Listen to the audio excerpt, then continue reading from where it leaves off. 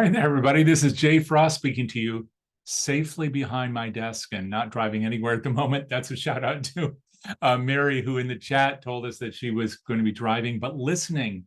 And that's a perfect segue actually for our session today. So thank you for that, Mary. And for everybody else who chooses to use the chat as your sandbox to let us know that you're here and say hello. And of course, greet our guest today, who I'll be introducing to you in a minute. But first, I just wanted to thank you for hanging out with us today.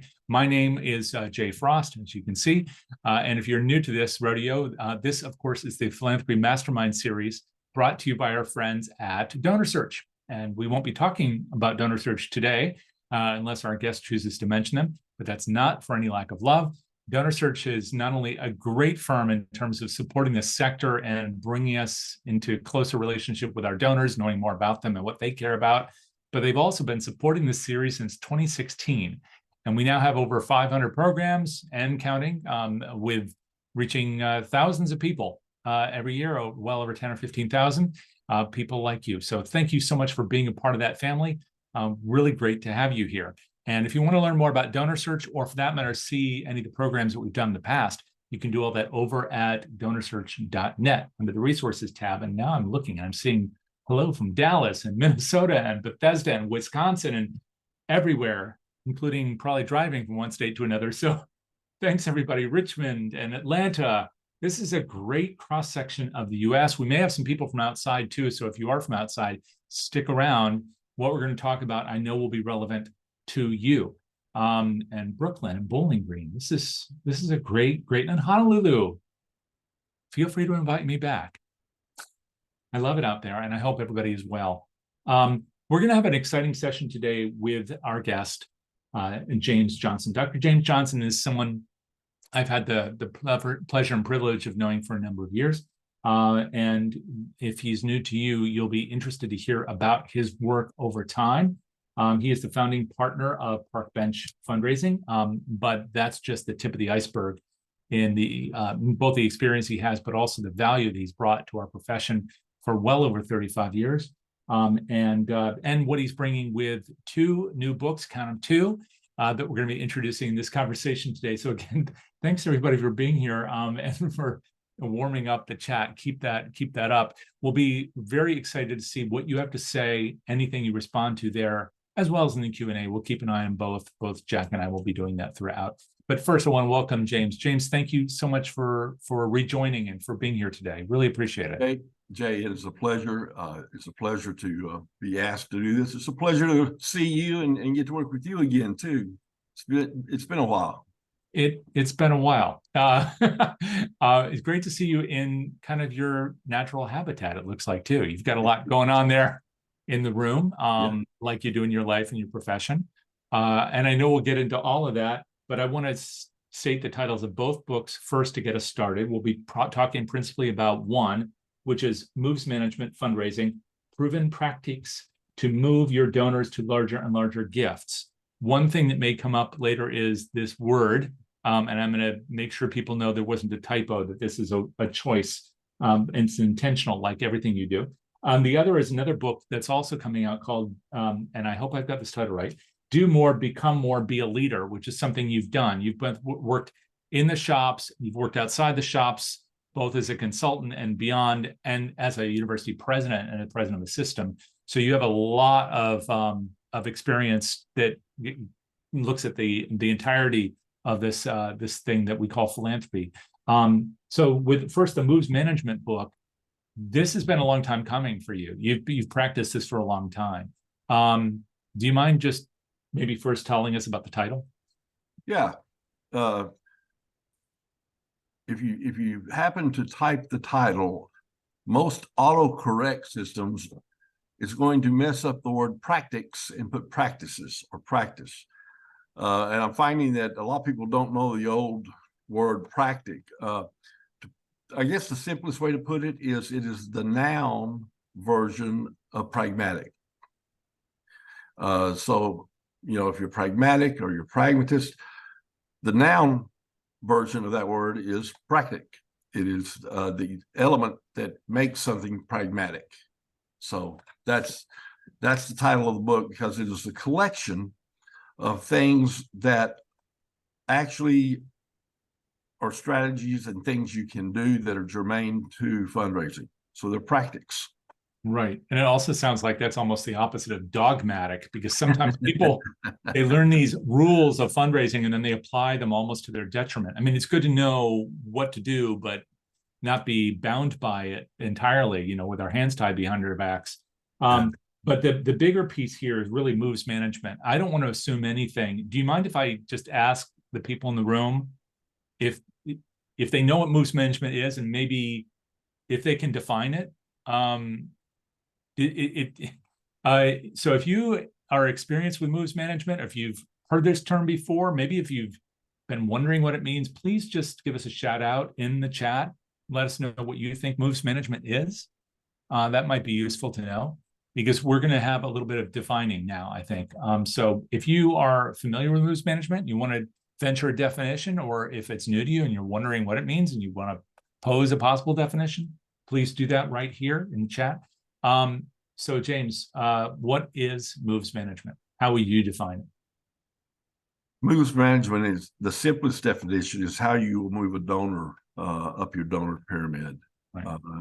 And actually start them out as a beginning prospect, and then find ways to continue getting them more and more engaged in your organization. You don't just bring them in as a donor and it's okay, we got them, and then go to the next one. So it's a method of cultivation that is very intentional. But it sounds so simple, but when you get into the weeds, it's very complex, and their situations call for obviously different things.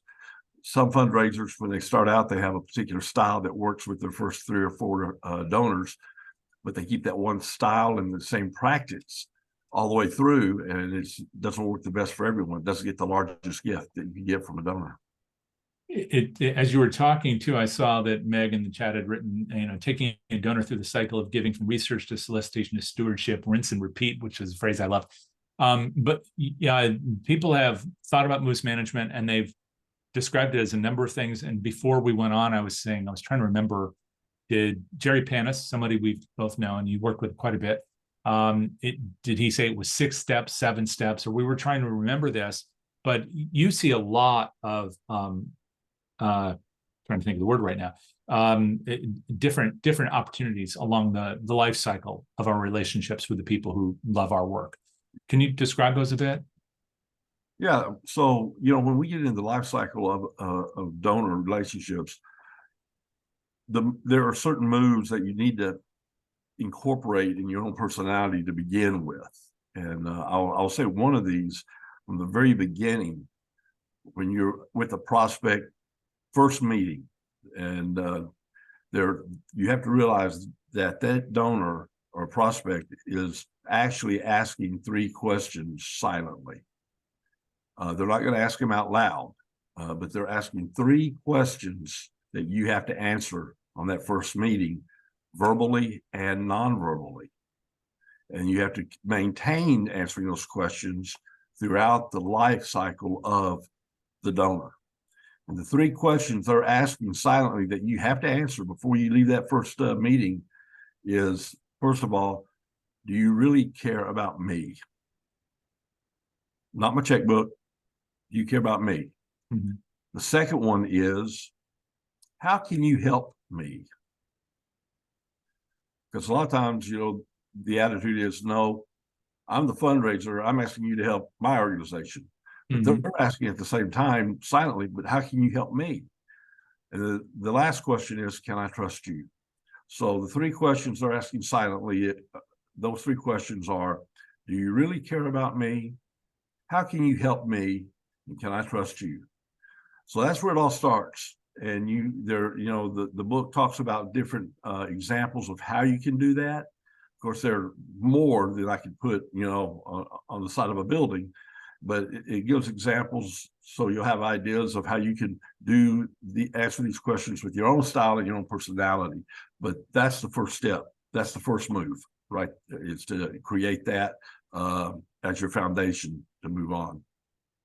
I'd like to just burrow into that for 1 second, because first of all, I don't want to assume that these questions ever come out. As you said, they're silent questions. These are the things where people are sizing one another up for trust. That's so important. And this second question about how can you help me?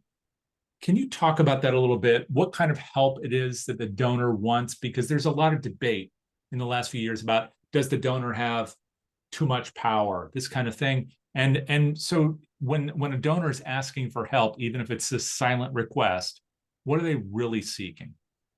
Let me tell you a true story, changing the names to protect the innocent. A few years ago, I was working a campaign for a university, and the vice president of advancement called me into his office, and he said, "We got this first-time check from someone, and it's for $50. But we used DonorSearch and found out they're capable of a very large gift, but this is the first gift they've ever given to us. And our research shows that they actually had 3 sons that all graduated from the university. So I want you to go," the vice president says to me, "I want you to go see him and ask him for $20,000 for the library." I said, "Well, why does he like libraries so much? Or what is it about libraries he likes?" "Well, I don't know." I said, "But we need, that's one of the projects we want, and we need some more money for the library. So ask him for the library." So I said, "How'd you come up with $20,000? "Well, we looked at DonorSearch, and he can give a lot more, but we wanted to not come in and ask for the big gift right away. So we thought we'd start here and kind of move up to it." And I said, "Well, I tell you what, I will go see him. I may or may not ask for a library or 20,000. I may not even ask at all, but I will go see him." And with that, he kind of scoffed and said, "Well, okay." So I go to meet Al, and he lives about 100 miles away from the university. So I go up, I have to get the appointment. I go see him. He's an older gentleman in his mid-70s. I introduced myself. He knew I was coming. He invited me in very graciously. He said, "Would you like a cup of coffee?" And I said, "If you're having one." He goes, "I'm already 2 up on you." So we sat down and started having coffee. And I said, "Al, what's your story?" And he goes, "My story?" I said, "Yeah." I said, "That's really why I came. I want to hear your story." He goes, "Well, when I was about 20 years old, I got married to Pat. And man, we were broke and we were young and a little bit dumb. But we scratched up enough money to buy just a little parcel of land, and I got me a couple of cows. And we were going to be cattle barons. Well, I like to starve to death. It was getting tough. We started having babies, and we had no money, and the cows weren't helping. But you know what?" He said, "James, something happened about that time. We were praying pretty hard to get us out of that situation, put some food on our table. They found oil on my land." He said, "Now it turned into, I got some more land and expanded." He said, "I've got 3 oil wells. I opened 3 gas companies. I just sold one of them. I'm in the process of selling the rights to one of my oil wells." And he grinned and said, "So we've been blessed real well." And I said, "You're a self-made man, aren't you?" And he goes, "Well, yeah, but I'm still a little dumb because I still mess with cows." So anyway, I said, "Well, you have you recently donated some money to the university. What is it in the university, that you like? Why did you give?" "Well, we always liked the university." So I had 3 boys that went there, and so I want to help them out. And I said, "Well, did your 3 boys, did they have a good experience at the university?" "Oh, they had a great experience, really good experience." He said, and I said, "One was on the basketball team." "Oh, that's right. We went to every home game and a couple of away games." And he said, "You're bringing back good memories, James." He said, "My other boy is the hospital administrator where Pat used to work. And another one's he's got a partnership in a law firm. The other one's, he's a great architect now, has his own business." Said, "They're all successful. And they got that from the university." I said, "That's fantastic." I looked over and there was a picture of Pat on the bookshelf. And I said, is that Pat?" And he goes, "Yeah, I lost her 3 years ago to cancer." I said, "Man, I'm sorry." said, tell me about her. He said, well, she was my best friend. So we got married young, like I said. She was a nurse. She loved nursing. She nursed down here at the, at a little country hospital that we had where we lived. And he said she'd come home from nursing. She always worked the day shift, and she'd get home, put supper on the table. After supper, she'd help the boys with their homework. And then late at night, she did the books for our little business. And he said she was my best friend. I said, she was special, wasn't she? Yes, she was. We chit-chatted a little bit more, and I said, well, Al, I need to leave. I really love being with you. And he grinned, and he goes, aren't you going to ask me for money? And I said, no, I didn't come to ask you for anything. I just wanted to meet you and hear your story.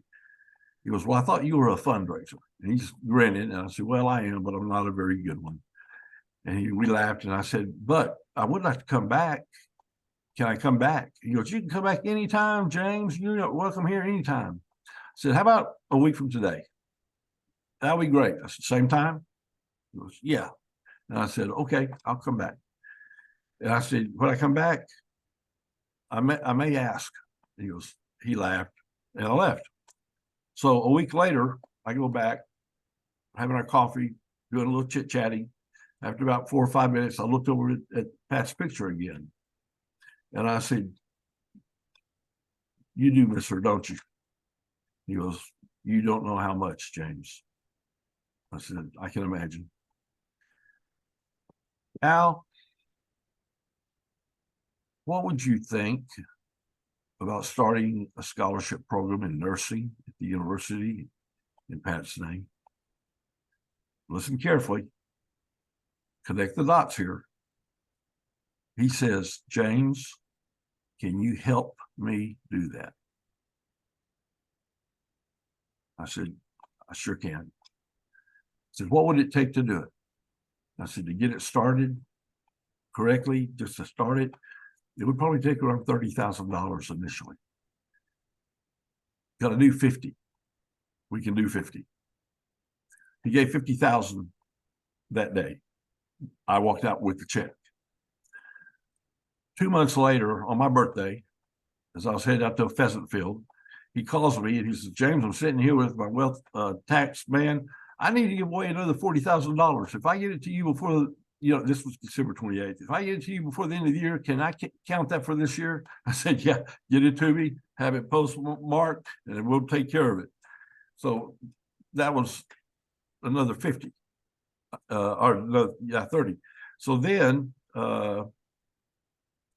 he continued to give. 4 years later, he was invited to be on the board of the university. 3 years later, he was named chairman of the board. The next year, he gave $5.7 million to the university. So it all goes back to this element of staying true with all your moves, answering those questions. Yes, I care about you. And you show that by your approach. And you find ways to help them. Because if they're already interested in your organization, and even if you build that interest in the organization, then there's something there that they want to associate with. And you're helping them, and everybody online knows this. Everybody watching, I know you know this, but we've got to keep this in front of us. Our job is not to go get money for what we want, is to help them find money they want to give, or things they want to give their money to, help them. So, that's kind of where I go with that. I really appreciate that. And also the patience of that story. I mean, it's easy for us to listen to it because it's both moving and fun, but it does preach to patience. And there is a tendency, isn't there, in our field to say, we got to get the money right now. We got to get the money. Does that sometimes kind of undercut both our process, the moves that you're discussing, but also the relationship building, the real stuff that happens when two people sit together and they listen first? Yes. And I'm glad you brought that up, because the story I just told is in the book about calling Move the Quarter. And we call it Move the Quarter because of the old saying about 2 bits. And 2 bits is a quarter. And as you and I both learned from our mentor, a fundraiser should only do 25% of the talking. And the donors, we should ask certain questions and move the conversation to where they're doing 75% of the talking, because we're trying to listen to what they want to give to. We're not going in there selling it. I know what I'm doing now, Jay, is a lot of coaching and a lot of training. And we get younger, inexperienced fundraisers who have barged into Al and said, Al, I hear you had 3 boys that went to school and graduated. Let me tell you, since they graduated, the university has grown. Our enrollment is up 50%. We've enlarged our campus. We just built a new gymnasium. We're ranked by U.S. News World Report as a top tier 1 university for the first time, and we are moving strong. Our athletic teams are doing fantastic, and we'd really like to know if you could give $20,000 to our library. You don't sell your organization. You go in and listen to them and get the connection of why they like your organization, and then help them support what they want to help. Yeah. Yeah. You listen. You don't go in there and give a sales pitch. Now, I know we're going to talk a lot about linking together this kind of core value that you're talking about now, as well as the process to get there. But I want to ask you about one of the objections that comes up, at least within our field. There are lots of objections that come up in meetings, which I know you can discuss too. But one of the objections in our field to this has to do with that a donor might offer something that we don't want to fund. I mean, in this case, you just listened, and you knew that it was possible to provide a nursing program. It's a beautiful illustration. But we've also heard the nightmare stories about how somebody says, there used to be a pond on campus and it's not there anymore, so I want to build a pond, or something totally different. Like, I think there really should be an archery program. I'd like to give 10 million for that. Or the famous or infamous Bass gift offer of, I think, $30 million to do something, and which the university decided in the end not to accept. So how do you make sure that when you are sitting down with folks that you're listening for the opportunities where there is truly a marriage of mission, as well as being able to help the donor to achieve something that they otherwise couldn't do, and to do so in a way that's honest, that has integrity? Well, the last option is the hardest one, and I'm going to start with it. Is we would love that, take that gift. That is a very generous gift, but it is currently not within our gift acceptance policy. Okay, that's an easy out, but sometimes that's a little harsh. Normally, the first thing I do before I go to that answer is I say, you want to put a pond back on the university? Tell me, why a pond? And he'll say, well, it's beautiful, and the students need a place where they just go and relax and see something pretty and just kind of have a place like that. Okay. And then I change topics, and then I leave and make an appointment to come back. I come back and I'll say, Bill, I liked your idea about the pond, but I think we've got something that you might like that might be better than a pond to offer the students what you're wanting to offer them.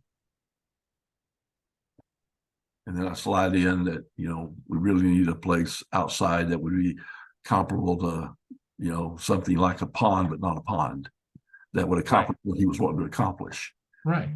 So that's my first answer. But if you have to go, to the end, the last answer is, it's very generous. Thank you so much. Currently, though, it's not in our acceptance policy. But tell me why you want to do that. Right. And try to take that.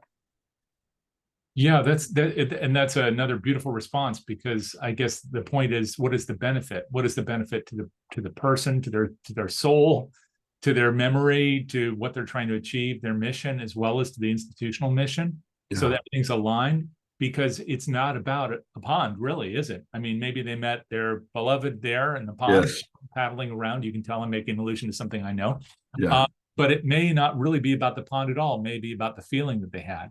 Yes. And so you're offering them opportunities to satisfy that desire to create that environment. Right. Now another question about this from the moves angle is, did you have something like in that example with the gentleman and the nursing program? Did you have a whole bunch of moves already assigned in your head? Like, I'm gonna take these 10 steps towards a gift, or was it more dynamic? It's like the title of the book suggests, it's much more pragmatic. So is it, okay, I'm going to take these steps in order to get to my destination, and then so we're going to put them all in the database and we have to check the boxes, or are we designing this every time with the donor in mind? Taking the boxes is too stylistic. It is not situational. Okay. I had never met Al before. I didn't know him. All I could find on him was, what I could get off, the internet, which wasn't much. And he had been distant from the university for a few years, so nobody there really knew him either. Mm-hmm. So I had no idea what to expect when I walked in there. That's one of the beauties of only talking 25% of the time and listening for the other 75, and then guide that conversation to what you're trying to hear, or what tell me your story, which kind of jumps, if I may, Jay, jump forward just a little bit. One of the moves in the book is about moving the ask. So let me ask a question to the audience out there. Everyone listening, everyone can play. When you're going to make an ask, and you're going into the donor and you think you may make an ask, really, what is the most important question that you have for them? Ooh, that's a good one. So what is the most important question that you have for the donor or the prospective donor? And it may take a minute for the internet to catch up with us, but we'll let that sink in. Please do let us know what you think. What's the best question or questions to ask? And while we're waiting for those responses, there were some great responses here along the path, including somebody saying that, I know you said you'd hide the name of that donor, but we all know it's Jed Clampett. I thought that was pretty and while you're thinking about that, the thing is, you're going in to set up an ask and make the ask, and that's your plan when you go in. Mm-hmm. So in doing all of that process, what's the most important question? Or how do you word the most important question? Right. We're starting to have a few pop in here, so thanks, folks. One is, how are you? Is this a good time for you? Another one is, would you please share what initially moved you to support our organization? Another one, kind of in the same theme from Kay, was, why our charity? And another from Jocelyn was a version of, what do you care about? Those are spot on. The way I word it is, the most important question is not the ask. The most important question is the question you ask immediately before the ask. And the wording we use, just like everybody out there, we're saying the same thing. What is it about the organization that has led you to be so generous? Or what is it about the organization that you like so much? Right. So that does two things immediately. Number one, it does get them thinking, I do like the organization a lot. I do like what they're doing. That's a good thought for them to have right before you ask them for money. Is to psychologically let them, I do like the organization. I do like the university. You're right. I like this about them. I do want to support that. The other thing it does is it validates what you're about to ask for. Because if you're in there with an organization, and maybe one of the things they do is they do education for children, and they also do conservation work, and you're out there and you're going to ask for habitat. And when you get there, so what is about the organization that you really like? And they say, your youth programs, they really touch me. I really like what you're doing with the youth. That's the next generation. That's what's going to take all this work forward. Well, that just kind of changed my ask, because I had it wrong, but now I know what to ask for and get the larger gift for what they want to give to, rather than what I asked for. So it's an important question, because it psychologically gets them in a state want to give, and it also validates what you're about to ask for. Yeah. Yeah, I love that. In fact, before we started today, you told me about 3 things you thought would be good to talk about in terms of the moves. And one was the quarter. You mentioned that before. One was, Yeah. of course, the ask, or this kind of, this last question before the final question. And then the elevator was another one. So you'll have to clue me in if we've tackled that and not named it, or if that's a new concept. Yeah. Yeah. Let me talk about that. First of all, let me talk about the organization of the formatting of the book. It does not have chapters. Yeah. It is a collection of practices, strategies, practices that you can use in different situations to move your donors. Each move is only maybe 2 or 3 pages, and there's very little theory. It's this, you do this, and here's why you do this. Next page, another move. Here's this move. 2 pages later, here's another move.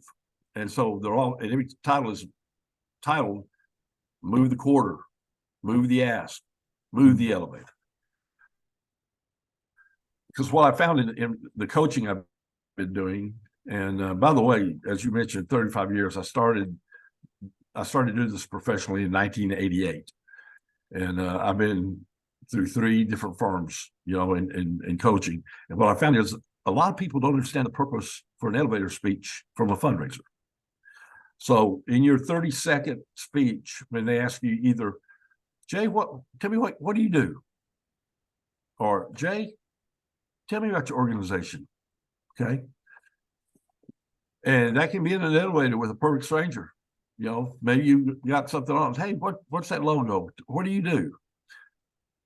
Don't tell them what you do. You got 30 seconds. You say something like, well, I help 10,000 children a year get milk and water, or they wouldn't get any at all. Or I put clothes on children in Africa that only have rags. And we do about 5,000 every 6 months. And then when they were, that is so nice. Would you like to hear more about it? Yeah. Could we meet in the lobby tonight about 7 o'clock? Well, I could do 8:30. I would love to talk to you about it. Or, what do we do? We have volunteers that go over and dig wells where people have had to walk miles for water. And we're putting wells in, and we're helping this many people. Is that something you'd be interested in get to know more about? And in my personal experience, I've had people say, I would love to know more about that. One that just sticks in my mind is he said, my wife and I have been looking for some kind of cause that we can get involved in. I think this may be it. Can we talk some more about it? So the purpose of an elevator speech is not to tell them what you do. It's to get their attention and their interest to get an appointment. Okay, with a fundraiser, it is not to tell them all about what you do, not to tell them all about your organization. It's to tell them in a nice, interesting, curious way, what do you do? And basically, I'll tell you this too. People will give money to what you do, but they will give more money if you tell them who you help. They give more money to who you help than what you do. So you got to tell them, we help this many children. We help this many, one of my clients right now, we help this many abused women, and we help this many women who have been raped. That gets attention. You use things like that. Don't go into detail. And then you say, is that something you're interested in? Is that something you'd like to know more about? And they say, well, when can we get together? Can we meet? Can I come to your office next Wednesday about 10 o'clock? Well, I'm busy Wednesday, but I would love to talk to you Thursday. What time? Get the appointment. That's the purpose for a fundraiser. That's the purpose of an elevator speech. James, I want to follow up on that with something that no one said it here in the chat, but I've heard it plenty of times before. It's the objection that some people have had where they say, well, you can say that with an organization that digs wells for people who don't have fresh water, but how can I say that about and then fill in the blank, my local arts organization, my whatever it is that doesn't seem like it has a life or death story? I have a feeling you have a response for that, but are there examples? Because you've worked with lots of different kinds of organizations. They weren't, Yeah. it wasn't always obvious that, you invest in this and a child lives tomorrow, but all of those missions are compelling. So can you talk a bit more about that? Can you see me still? Yes, I Okay. can. Okay. Because I can't see you. My screen just popped up a Oh, Zoom bar. uh-oh. Well, So- let's make sure. Jack, let us know if we're still coming through. So far, we seem to be fine. Jack? Okay. Oops, I had the wrong microphone selected, but yes, I still hear. Okay, good. So sound and audio are both, and video are both good? Seems like James is lagging a little bit, but other than that, it seems okay. Okay, thank you, Jack. And by the way, folks, because we can't see you except when you write in the chat, if you see something looking crazy, feel free to let us know. We'll try to adjust as much as we can for it, but I hope that the lagginess doesn't interfere too much. Sounds good as a participant. Thank you, Jocelyn. Appreciate it. So James, if I don't know if you want to tackle that, or maybe just give an example of another organization where maybe some people wouldn't say it's life or death, but for the people involved, it still is. Well, I may be wrong about this, but I think every organization, museum, art gallery, wounded warrior type thing, libraries, every organization has it somewhere in their mission to help somebody in some way. And like I say, that's what you focus on immediately.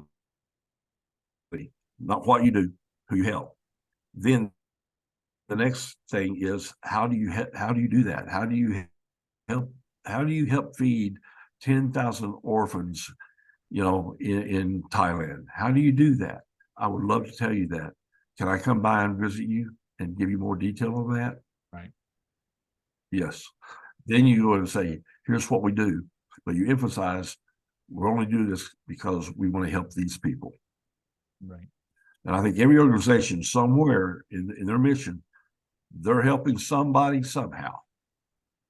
So the elevator speech, if you're at a social gathering, a meet and greet, and your perfect stranger comes up and introduce yourselves, and they say, well, what do you do? Now, there's your opportunity to get an appointment and get a new prospect. Now, you discussed this before, and you said that this is not, it's not set up, the book is not set up as just follow these steps and you get there, but rather these are different things that you can draw from to apply to your practice, right? So, yes, I wonder, as well, first of all, how can people get a hold of the book? I should say that because some people might rotate off. I want to make sure they know. Right now, it's all digital, but it's coming out in print shortly, I believe. Is that correct? Partially, it is in print form through Amazon and through Barnes and Noble. Okay. But it is their printing.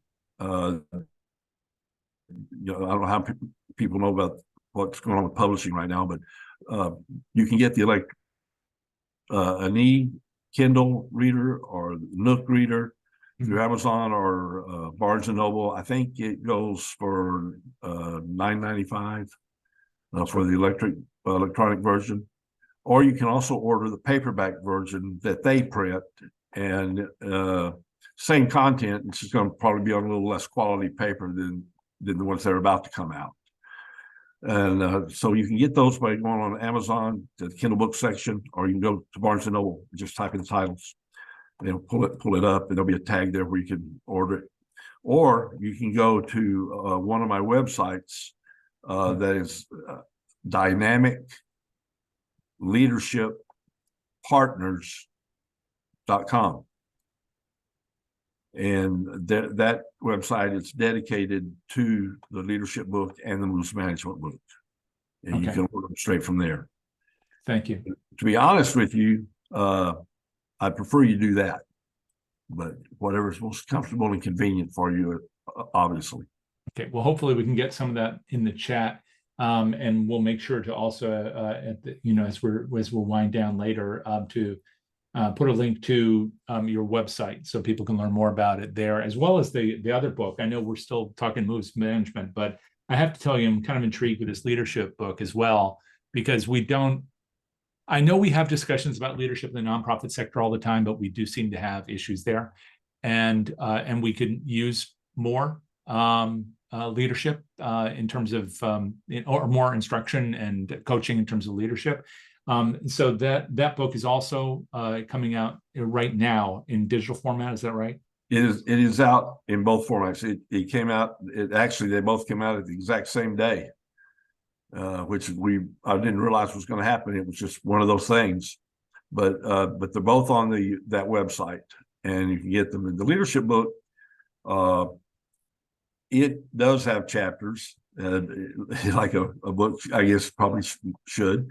But it takes an approach that stays with the theory that professional leadership is a ramification of your personal leadership. And your personal leadership is founded on your core leadership principles that you may not realize you have. So it helps you, first of all, determine your best tools to build your leadership on. Everyone's are different. And then the book talks about how you apply these things in real life situations to demonstrate your leadership. It was Collins in the Good to Great book that these are not his words, but this is what I took away from it. One of the things he said about leaders, and again, these are my words, paraphrasing, all the effective leaders that they deemed as being the best leaders have two things in common. They have a very passionate drive and a very deep humility. And those things are almost oxymoron. I mean, the way we determine drive, but how do you show humility without being, hypocritical? Yeah, I'm the most humble person around. I want an award for being humble. So it's that same thing that we do to leadership is how do you do that? And the book talks about how you can actually have a passionate drive. People will see that automatically. But how do you let them know you're humble in a professional, appropriate way? So a lot of the book deals with things to help you build that as well. We had a couple questions I just found in the Q&A. I had been ignoring that. So my apologies, everybody. One has to do with things you were talking about earlier, but another has to do with leadership. So since we're on that topic right now, I'm just going to read this cold. I haven't read it yet. It's the individual saying, an anonymous attendee. That's always my favorite. I have a prospective client who's in a nonprofit leadership role for the first time after great success as an entrepreneur. Wow, this could go so many different directions. He wants to engage me for an unrealistic end-of-year push from essentially a standing start. They're almost 100% right now, almost 100% foundation grants, and don't have a house file. To $100,000 in gifts before the 31st of December. If he's set on this, I don't see many honest conversations where I don't talk myself out of the contract. Any suggestions? Talk yourself out of the contract.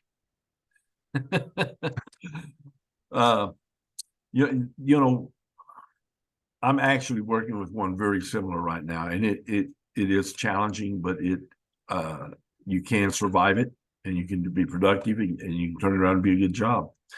But it is going to take work. They don't have house files. I think if they're hiring you for your expertise, give it to them. Tell them, I know the amount of money you're needing. We don't have the donors to do this yet. This isn't exactly the same thing, but I was hired to do a campaign for a university up in the Northeast. And we went up and did our research, feasibility study. And we had to come back and tell them, you don't have enough donors. You don't have enough donors in your donor base to do this. But if you'll give us a year, we'll do a campaign, but we won't do the capital campaign. We're going to do a donor campaign. We're going to spend a year doing everything we would do, almost the same fervor, the same priority, but instead of getting money, we're going to get donors. And within a year, they had enough donors now to do the campaign. So, sometimes you have to have those discussions with them. You've got a realistic number here, but we don't have a house file. We don't know where your donor base is.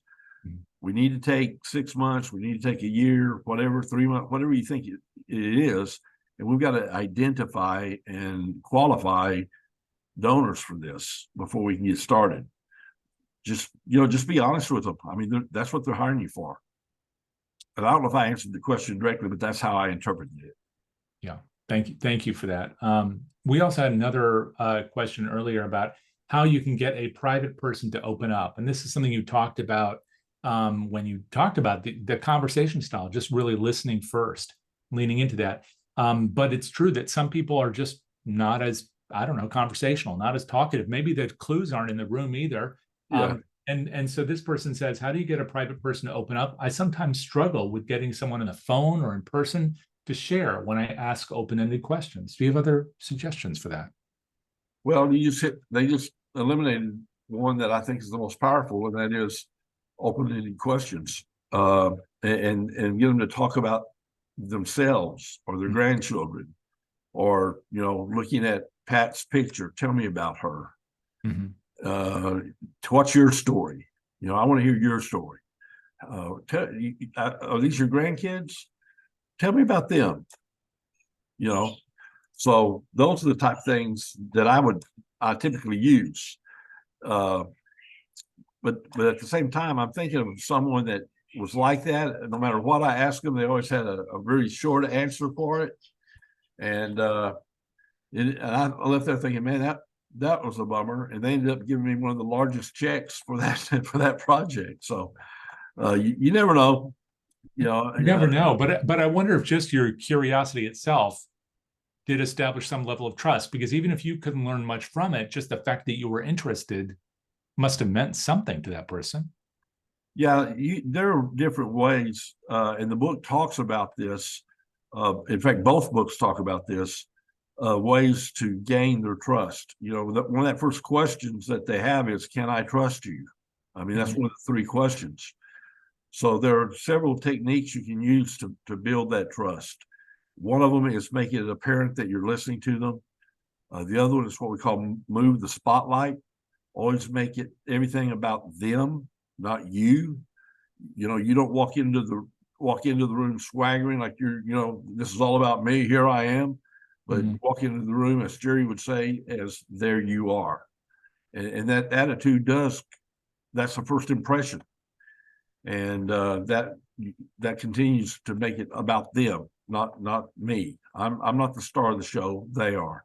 One of the techniques that we use sometimes, not every time, but a technique that talks about how to move that spotlight is, for example, I had some people that I was going to ask $150,000 for, and so we had discussed things for probably about a month, getting their interest, getting them engaged. They knew I was going to ask. They knew it was time. They knew what was going on. So I invited them to dinner at my club. And when I take people to dinner like that, I'm going to make the ask. I always use a restaurant that I know, because I want to know what kind of service we're going to get, and I want to know how good the food's going to be. I don't want to go somewhere and have, a bad server mess up what's going on. So I like doing that. So I go to the club. They're going to meet for dinner at 7:00. What time do I get there? I get there at 6 because I have things to do. I asked the maitre d', who is my server going to be tonight? Well, your server's going to be Brad. Is Brad here? Yes, he is. May I talk to him? Yes. Brad comes up. He knows me. It's my club, or it's one of my favorite restaurants I go to a lot. They know me. Brad says, hey, good evening, Dr. Johnson. I say, Brad, my guests tonight are Dr. and Mr. Frost. And he said, yes, sir. And I said, now, because I've been with you a month, I said, now, Dr. Frost enjoys margaritas, no salt. Mr. Frost enjoys Angel's Envy bourbon straight up. Okay? Yes, sir. And I don't know what they're going to order that night, but I have a pretty good idea of what my bill's going to be. I may not know the exact dollar, but I know approximately what it's going to be. So I always take enough cash. I won't give him the full tip, but I give him a nice tip in advance. And actually, the word tips is an acronym for tipping in advance for good service. And he thanks me. Now, when he comes to the table, my club, my favorite restaurant, 9 times out of 9, Brad would come over and say, Dr. Johnson, good evening. Thank you. It's a pleasure to have you back in the club. What would you like to drink? Would you like your usual tonight? No, not tonight. The first thing out of his mouth is, Dr. Frost, it is a pleasure to have you join us tonight. Would you care for a margarita with no salt? Excellent. Mr. Frost, how about an Angel's Envy bourbon straight up double? I just got the $150,000 because I moved the spotlight to them. Those are the type of things that get trust going. Now, I know that one was at the end of the cycle, getting the gift, but I've used that as an example all the way through, even from the first handshake, it is trusting. And sometimes it is almost like subliminal messaging that you're giving them. And when I say from the first handshake, developing trust with a prospect or donor, introduce yourself to a donor. Jay, first time I'm going to meet you. I walk up to you and I say, hey, I'm James Johnson. And you go, well, I'm Jay Frost. Hey, Jay, it's a pleasure to meet you. I've heard a lot of good things about you. How'd I do? How was that? You guys out there answered silently? That was a pretty good job, I think. No, it was horrible. Horrible. So I come up, let's try it again. Hi, I'm James. I'm Jay. Jay Frost? Yes, it is a pleasure to meet you, Jay. I see excellent writing there on your name tag. I like your penmanship. And I have heard good things about you. I'd love to visit with you some more sometime. That'd be great. How was that? Horrible. Because that's all about me. Try this one. You must be Jay. Yes, I am. Jay, it's a pleasure to meet you. I'm James. See, right there. It's not, when I go up and say, hi, I'm James. The conversation is about here I am. When you walk up and you say, you must be Jay. Now it's about them. There you are.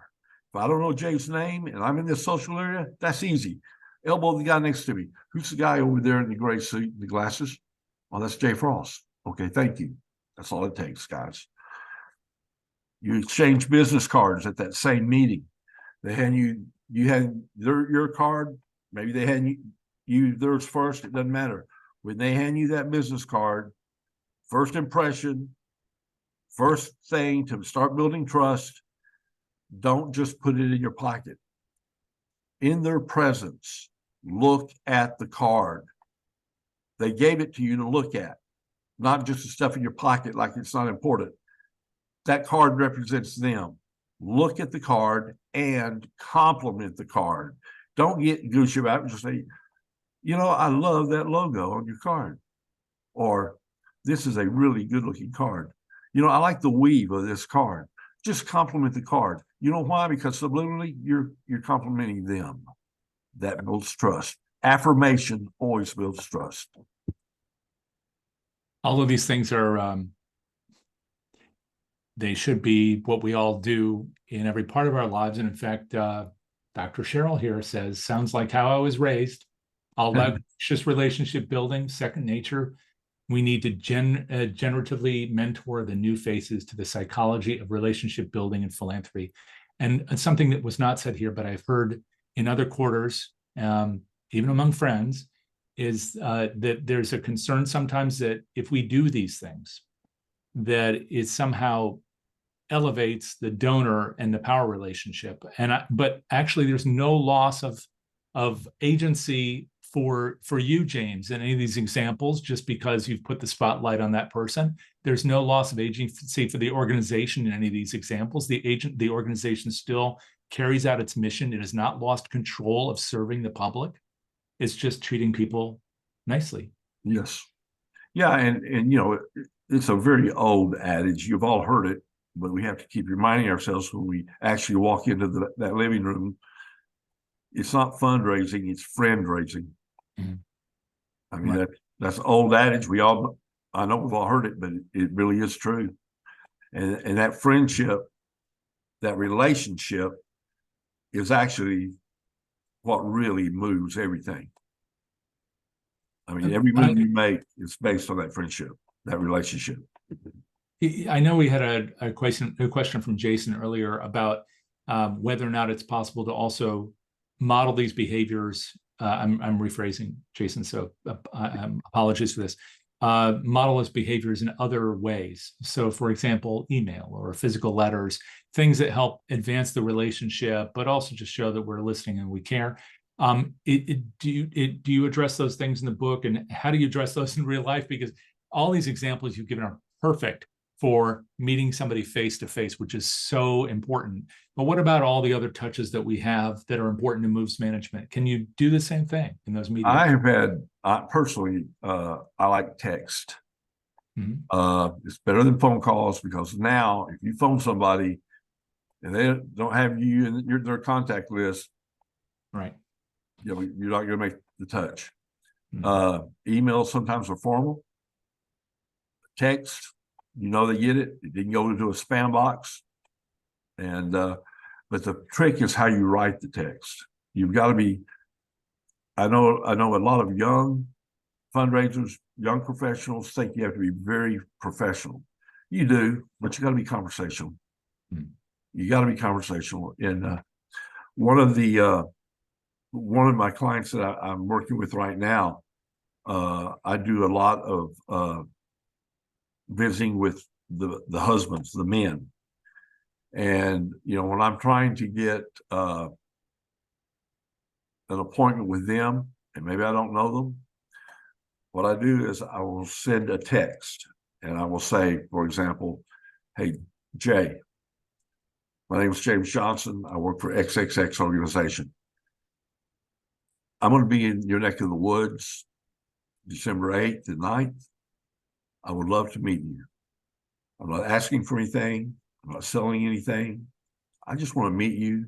Thank you for your support of the organization and give you an update about what's going on.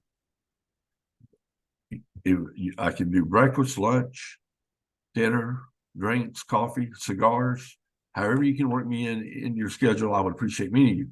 And then I always say, by the way, your wife is welcome to join us, or your spouse is welcome to join us. If she does, let's let her pick her favorite restaurant. It works. Just make a conversation. I'm going to tell you the other thing that makes this work, okay? This particular client that I'm working with on this example is a conservation habitat program. A lot of the members are upland bird hunters. So I attach a picture of myself at the top of the text with me with my dog. Other places, I put a picture of me casually, not a formal headshot, which is casually in some way relates to the organization, maybe out in front of the doorway or the banner or the statue or the pond or the fountain. Because when they see a real person, they see your face, that lessens the idea that, is this for real or is this not for real? And, you know, it still can be phony, but it does, the way you write conversationally, like you're already almost friends.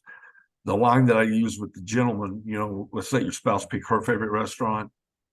I have gotten a lot of good feedback off of those kind of texts. But the thing is, write it conversationally and put a picture of you at the top of it. James, I know we could go on for hours about this, and but I'm just grateful you could give us just a little bit off the top, whet our appetites for what's in the book.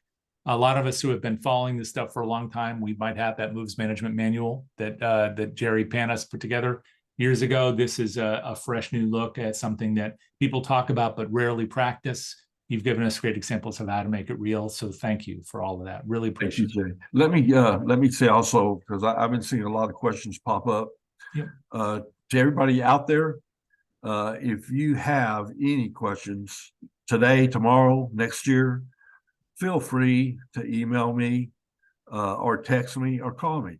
My email is james@parkbenchfundraising.com.